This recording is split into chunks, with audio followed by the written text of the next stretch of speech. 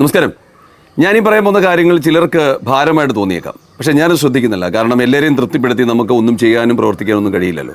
നമുക്ക് ഇഷ്ടമുള്ള കാര്യങ്ങൾ നമ്മൾ ചെയ്യുക, പ്രവർത്തിക്കുക, മറ്റുള്ളവർക്ക് ദ്രോഹം വരാതെ മറ്റുള്ളവർക്ക് നല്ലത് വരുന്ന രീതിയിൽ നമ്മുടെ ജീവിതം മുമ്പോട്ട് പോകുന്നിടത്താണ് ജീവിത വിജയം എന്ന് പറയുന്നത്. എൻ്റെ വളരെ അടുത്തൊരു സുഹൃത്തുണ്ട്. അദ്ദേഹം ജീവിത വിജയത്തിനായിട്ട് പലതരത്തിലുള്ള ബിസിനസ്സും കാര്യങ്ങളൊക്കെ ചെയ്യാറുണ്ട്. പക്ഷേ ചെയ്യുന്ന ബിസിനസ് എല്ലാം കുറേ കാലം കഴിയുമ്പോൾ പൂട്ടിപ്പോകാറുണ്ട്.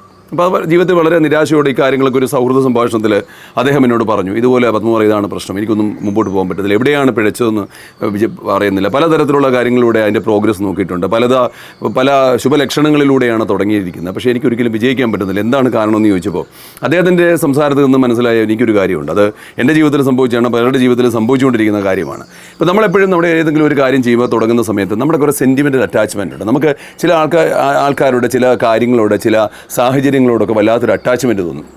ഈ അറ്റാച്ച്മെൻറ്റ് നമ്മൾ മുറുകെ പിടിച്ചിരിക്കുന്നിടത്തോളം കാലം നമുക്ക് മുമ്പോട്ട് പോകാൻ പറ്റില്ല. അത് നമ്മളിങ്ങനെ പുറകോട്ട് താഴോട്ട് വലിച്ചുകൊണ്ടിരിക്കുകയാണ്. ഇതാണ് ഇദ്ദേഹത്തിന് സംഭവിച്ചത്. എൻ്റെ ജീവിതത്തിൽ സംഭവിച്ചിട്ടുണ്ട്. ചില വ്യക്തികൾ, ചില സാഹചര്യങ്ങൾ നമുക്ക് ഒരുപാട് ഇഷ്ടം തോന്നി നമ്മുടെ കൂടെ ചേർന്നിട്ട് നമ്മുടെ സഹായഹസ്തം നീട്ടി നമ്മുടെ ചോര ഊറ്റി കുടിച്ച് നമ്മളെ ഇങ്ങനെ തളർത്തി കിടന്ന പല സാഹചര്യങ്ങളും ഉണ്ടായിട്ടുണ്ട്. ഇപ്പോൾ ചില ചെടികൾ ഇങ്ങനെ വളർന്നുകൊണ്ടിരിക്കുന്ന സമയത്ത് ചില വള്ളിച്ചെടികൾ അതിനെ പുറമോട്ട് വലിക്കാറില്ലേ, ചില ഇത്തിൽ കണ്ണികൾ അതിനെ പുറമോട്ട് വലിക്കാറില്ലേ. അതുപോലെയാണ് ജീവിതം. നമ്മൾ ചില കാര്യങ്ങളോട്, ചില സാഹചര്യങ്ങളോട്, ചില വ്യക്തികളോട് അമിതമായ അടുപ്പം കാണിക്കുമ്പോൾ നമ്മുടെ ജീവിതത്തിൽ മുമ്പോട്ട് പോകാൻ പറ്റത്തില്ല. ജീവിതത്തിൽ റിവേഴ്സ് ഗിയർ ഒന്നും ഇല്ലല്ലോ. നമ്മൾ മുമ്പോട്ട് പോയിക്കൊണ്ടേയിരിക്കും. ഒരിക്കൽ തെറ്റിപ്പോയി എന്ന് കരുതി റിവേഴ്സ് ഗിയർ ഇട്ട് പുറമോട്ട് വന്നിട്ട് തിരുത്തി പോകാനും നമുക്ക് സാധിക്കത്തില്ല. ഇപ്പോൾ ഒരു ഗാനമേള നടക്കുന്നു, അല്ലെങ്കിൽ ഏതെങ്കിലും ഒരു ഓർക്കസ്ട്ര നടക്കുക എന്ന് കരുതിക്കുള്ളൂ. ഓർക്കസ്ട്രയിലെ ഗായകൻ നന്നായിട്ട് പാടുന്നുണ്ട്, മറ്റ് വാദ്യമേളങ്ങളൊക്കെ മനോഹരമായിട്ട് ഉപയോഗിക്കുന്നുണ്ട്. പക്ഷേ എവിടെയോ ഒരു താളപ്പിഴ. അപ്പോൾ അത് സസൂക്ഷ്മം ശ്രദ്ധിക്കുന്ന സമയത്ത് ആ ഗാനമേളയിൽ എവിടെയോ ഇരുന്ന് ഉപയോഗിക്കുന്ന ഏതെങ്കിലും ഒരു കലാകാരൻ്റെ ഉപകരണം, ഇപ്പോൾ ഉദാഹരണത്തിന് ഇപ്പോൾ ഒരു വയലിൻ ആയിക്കോട്ടെ, ഈ വയലിൻ്റെ കേടുപാടുകൾ, അത് വയലിൻ കൃത്യമായിട്ട് ഉപയോഗിക്കുന്നതിലുള്ള താളപ്പിഴയിലാണ് ഈ ഗാനമേള അല്ലെങ്കിൽ ഓർക്കസ്ട്ര മുഴുവൻ മോശമായിട്ട് മറ്റുള്ളവർക്ക് തോന്നുന്നത്. അങ്ങനെ മോശമായ ഒരു ഗാനമേളയെ പൂർണ്ണമായിട്ട് ഒഴിവാക്കാനല്ല നമ്മൾ ശ്രമിക്കേണ്ടത്. ഈ വയലിനോടുള്ള സെൻറ്റിമെൻ്റൽ അറ്റാച്ച്മെൻറ്റ്, അല്ലെ ആ വയലിൻ ഉപയോഗിക്കുന്ന കലാകാരൻ്റെ ആ ഒരു കഴിവില്ലായ്മയോടുള്ള സെൻറ്റിമെൻ്റൽ അറ്റാച്ച്മെൻറ്റ് ഒഴിവാക്കിയിട്ട് ആ ഒരു പർട്ടിക്കുലർ തെറ്റ്, ആ ഒരു മിസ്റ്റേക്ക് എടുത്ത് കളയുന്നിടത്ത് മാത്രമേ ആ ഗാനമേള അല്ലെങ്കിൽ ആ ഓർക്കസ്ട്ര മനോഹരമാകത്തുള്ളൂ. മറ്റൊരു ഉദാഹരണം പറയുകയാണെങ്കിൽ പോൾ വോൾട്ട് എന്ന് പറയുന്ന ഒരു സ്പോർട്സ് ഐറ്റം ഉണ്ടല്ലോ. അതായത് വളരെ നീളമുള്ള വലിയൊരു കമ്പിൽ ആ ഒരു അത്ലറ്റ് വന്ന് കുത്തി മേളിലോട്ട് ചാടി. അതായത് ഈ പോൾ വോൾട്ടിൻ്റെ സഹായത്തോടെ, ഈ വലിയ ഒരു കമ്പിൻ്റെ പോളിൻ്റെ സഹായത്തോടു കൂടി വന്ന് ഒരു പോയിന്റിലേക്ക് കുത്തി നമ്മളെ ആ ഈ പോൾ മേളിലോട്ട് ഉയർത്തി ആ ഉയരത്തിലുള്ള വലിയൊരു കമ്പ് ക്രോസ് ചെയ്ത് അപ്പുറത്ത് പോകുമ്പോൾ മാത്രമേ നമുക്ക് വിജയിക്കാൻ പറ്റൂ. അപ്പോൾ ഇത് പ്രാക്ടീസ് ചെയ്യുന്ന ഒരുപാട് കാലത്തെ ഒരു പ്രാക്ടീസാണ്. അതായത് ഈ പോള് കൊണ്ട് കൃത്യമായിട്ട് അദ്ദേഹം വർഷങ്ങളോളം പ്രാക്ടീസ് ചെയ്യും, എങ്ങനെ കുത്തിപ്പൊങ്ങാന്ന്. ഇതിൻ്റെ സഹായത്തോടെ, ഇതിനെ മുറുകെ പിടിച്ചിട്ട് സഹായത്തോടു കൂടി പ്രാക്ടീസ് ചെയ്ത് ഒരു പോയിന്റിൽ അദ്ദേഹം അത് വിജയിച്ചു എന്ന് കാണുമ്പോഴാണ് അദ്ദേഹം മത്സരത്തിനായിട്ട് പോകുന്നത്. അങ്ങനെ ഈ മത്സരത്തിൻ്റെ ആ ഒരു സമയത്ത്, അല്ലെങ്കിൽ ഈ പോൾ വോൾട്ടിൻ്റെ ആ ക്രോസ് ചെയ്യുന്ന സമയത്ത് ഇദ്ദേഹം വിചാരിക്കുകയാണ്, ഇത്രയും കാലം എന്നെ സഹായിച്ചതും എന്നെ ഇവിടെ വരെ എത്തിക്കാൻ സഹായിച്ചത് ഈ പോളാണ്, ഈ വലിയ കമ്പാണ്, അതുകൊണ്ട് ഇതിനെ എനിക്ക് വിടാൻ പറ്റില്ല, ഇതാണ് എന്നെ സഹായിച്ചതെന്ന് അദ്ദേഹത്തിന് തോന്നുന്ന ആ മുഹൂർത്തത്തിൽ അദ്ദേഹം ആ ഒരു മത്സരത്തിൽ പരാജയപ്പെടുകയാണ് ചെയ്യുന്നത്. എപ്പോഴെങ്കിലും ആ ക്രോസ് ചെയ്ത് അതിന് മുകളിൽ എത്തിക്കഴിയുമ്പോൾ നമ്മൾ ഈ പോളിനെ കൈവിട്ടാൽ മാത്രമേ നമുക്ക് അപ്പുറത്ത് കടക്കാൻ പറ്റൂ. ഇപ്പോൾ ഭഗവത്ഗീത പറയുന്നുണ്ട്, ഭഗവത്ഗീത എപ്പോഴും നമ്മൾ തലയണ കീഴിൽ വെച്ച് കിടക്കേണ്ടതോ അല്ലെങ്കിൽ അതിനെ ഭക്തിയോട് ചേർത്ത് പിടിക്കേണ്ട കാര്യമൊന്നുമില്ല.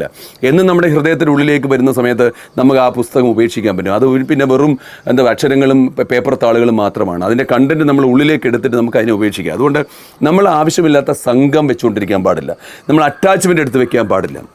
ഈ സുഹൃത്തിന് പറ്റതാണ്. ചില വ്യക്തികൾ ഉണ്ടെങ്കിലേ അദ്ദേഹത്തിൻ്റെ ജീവിതത്തിൽ മുന്നോട്ട് പോകുക എന്നുള്ള തോന്നലിൽ അദ്ദേഹം തുടങ്ങുന്ന എല്ലാ ബിസിനസ്സിലും ഇവരെ ചേർത്ത് വെക്കുകയാണ്.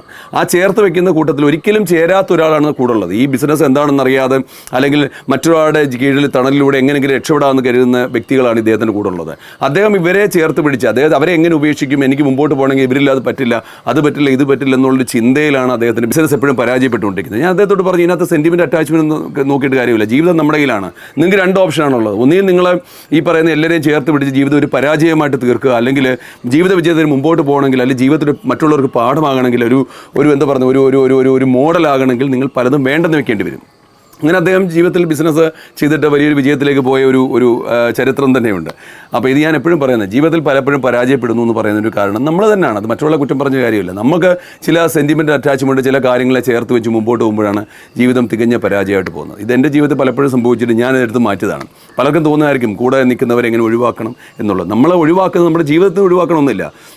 നമ്മുടെ സ്വപ്നങ്ങളിൽ നിന്നും നമ്മുടെ ജീവിത മാർഗ്ഗത്തിൽ നിന്നും അവരെ തൽക്കാലം ഒന്ന് ഒഴിവാക്കി പോകുക എന്നുള്ളതാണ്. ഇപ്പോൾ ക്യാൻസർ, നമ്മുടെ ശരീരത്തിൽ ഏതെങ്കിലും അവയവത്തിന് ക്യാൻസർ വന്ന സമയത്ത് ഇത്രയും കാലം എൻ്റെ കൈ എന്നെ കൊണ്ട് നടന്നതാണ്, ഇതിനെ ഉപേക്ഷിക്കാൻ പാടില്ല എന്ന് കരുതി വെച്ചുകൊണ്ടിരുന്നാൽ ക്യാൻസർ സ്പ്രെഡായി പോകും. അപ്പോൾ ആ കൈയാണ് ക്യാൻസറിന് കാരണമെങ്കിൽ കൈ മുറിച്ച് കളയത്തില്ലേ? അതുപോലെയാണ് ജീവിതത്തിൽ നമ്മുടെ പ്രോഗ്രസ്സിന് തടസ്സം നിൽക്കുന്ന എന്തിനെയായാലും മുറിച്ച് കളയാനുള്ളൊരു മനസ്സിന് ആർജ്ജം ഉണ്ടാക്കിയാൽ മാത്രമേ ജീവിതത്തിൽ വിജയിക്കാൻ പറ്റൂ. ഇതെൻ്റെ ജീവിതത്തിൽ പലപ്പോഴും ഞാൻ ചെയ്തതാണ്, അതിൻ്റെ റിസൾട്ട് എൻ്റെ ജീവിതത്തിൽ ഉണ്ടായിട്ടുമുണ്ട്.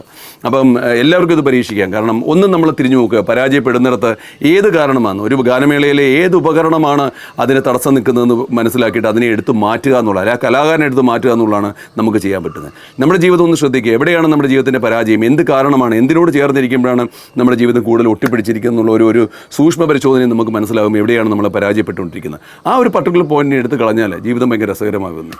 എല്ലാവർക്കും നല്ലത് വരട്ടെ.